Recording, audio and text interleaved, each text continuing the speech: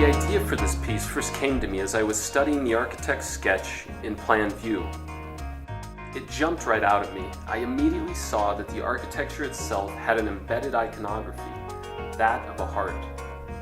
This meant something because it also related directly to the project parameters and the client's wishes for the piece as discussed in the RFP. Once that heart emerged from the space, I took it and ran.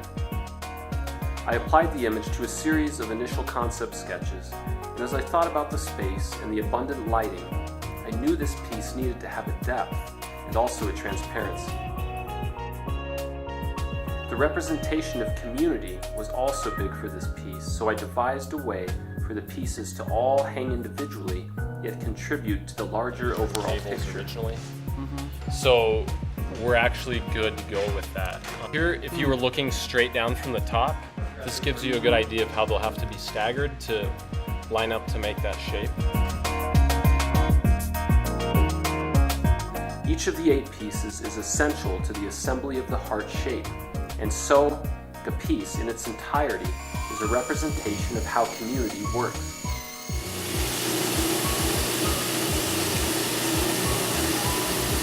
It is comprised of different groups, but becomes a community when those separate groups have a common vision which unites them.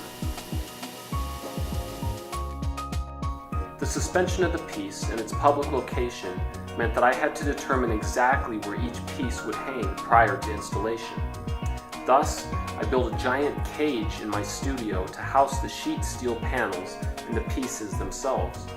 Suspension of an object with mass is a tricky operation, and to hang a piece of art is to defy gravity, to challenge people's minds and perceptions. When something is anchored to the ground, there is no questioning. Gravity plays its role, exerts itself and its power over the object, and there is no need, no impulse for question. However, when a piece is suspended, this triggers something in the viewer's mind.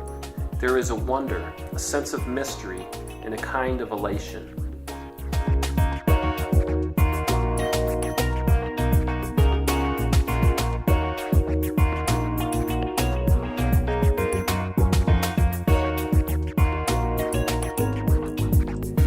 We all know that the mass of that object should pin it to the ground, but to see it floating stirs something in us, something close to our true natures, yet indiscernible.